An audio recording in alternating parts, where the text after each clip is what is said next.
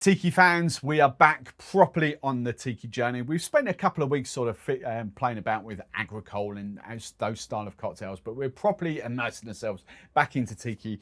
We are in Smuggler's Cove this time. We're going to page 93, and I'm going to sort of start early in the book and kind of work backwards. But we are, page 93 is the Formidable Dragon. And just to give you the quick little biopsy, what's the word? The bio of the Formidable Dragon. It's named for Admiral Vernon's description of drunkenness as the Formidable Dragon in 1740. This concoction was first served at the Tiki Tower takeover at Hukalau in 2015, created by Mr. Martin Cate himself.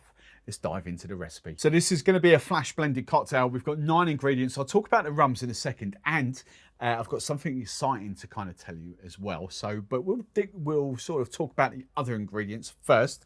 In these little Cornish blue jugs, we've got lemon juice and lime juice in there. I've gone for soda water, seltzer water. Does specifically call for this, Amaro de Angostura. Honey as well, the honey mix will be the thing. So again, you know, I use honey syrup pre-bought. 2 parts normal honey, 1 part water, you've got your honey mix just to make it more runny. And then the only sort of variation here is that Martin Cate calls for a molasses syrup. I think translation-wise, I think even though it's sort of different, but I think the muscovado syrup is going to work just as well here. The other option I have is kind of like molasses bitters and with a touch of extra sugar. But I'm going with this, the muscovado syrup. So what about the rums? Now, if you stay tuned on Sunday, coming up this week on Sunday, I'm dropping a new series of videos. Hopefully I should be able to film these properly, but you'll just have to wait and see what's coming Sunday. It should be fun, kind of replacing the live show that I used to do, but just tune in Sunday for what's coming. Essentially, we're gonna sort of look at the cocktail in a different aspect, but loads of other stuff in that Sunday video as well.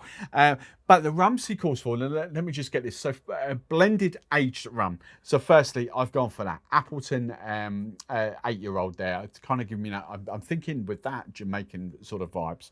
So Appleton 8 is my blended aged rum. We're then going for black blended. Do you know what? I've fallen in love with that Skipper. That's a permanent stock for me. It just works. It doesn't say Demerara, it just says black. So I'm going with that. That for me is a brilliant rum for Tiki cocktails.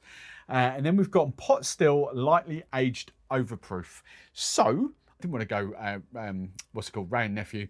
I'm going Worthy Park, but we're going rum bar. So that's what I'm using. They are my 3 rums. So let's dive into this. It's going down the order that we've got there. So first off, this is the lime juice, 22.5 ml of lime juice. We've gone first.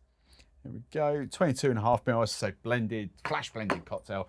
So this one must be the lemon juice, and again, 22.5 ml of lemon juice. So quite citrus heavy here. So we've got that. Next up, we've gone for the honey syrup, which should be that one.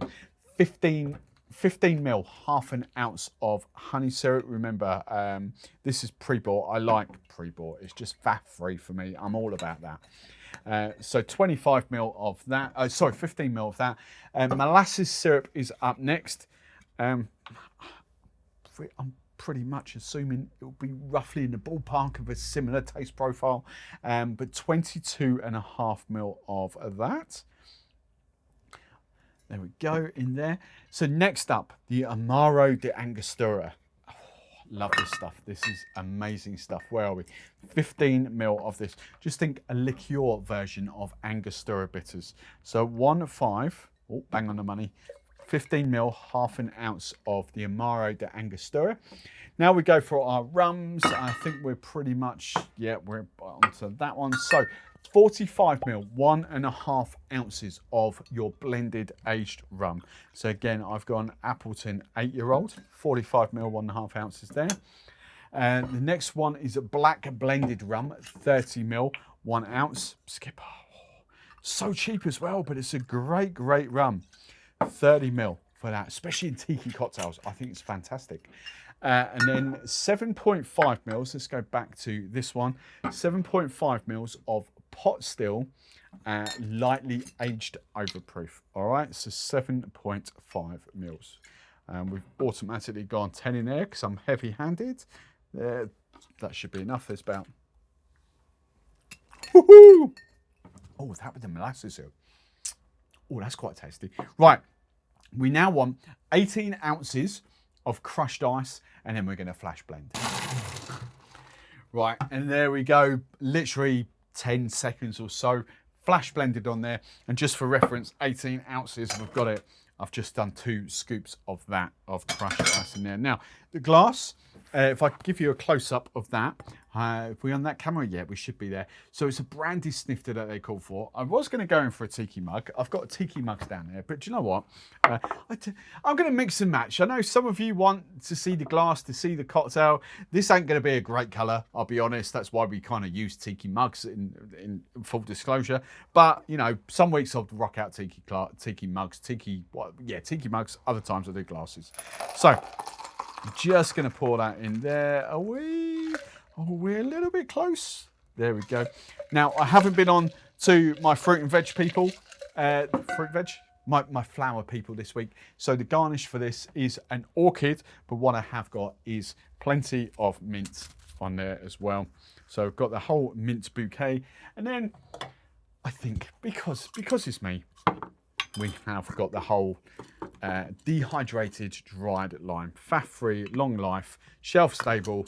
Why would you not have dried fruit about? And do you know what? Just to emphasize that point, because it was flowers on top of there, I'm going to put a couple of just like little rose, dried rose on the top there like that. How's that? And that's kind of why you use Tiki mugs, because you kind of get that sort of separation thing going on, whereas you don't notice that in Tiki mugs.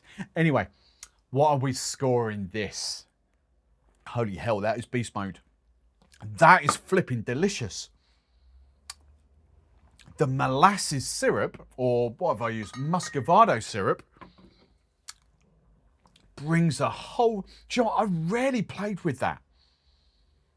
And in all honesty, not really understanding how that might work in certain Tiki cocktails. I haven't had, you know, I'm quite busy. I haven't had the generic time to kind of play and stuff. But that,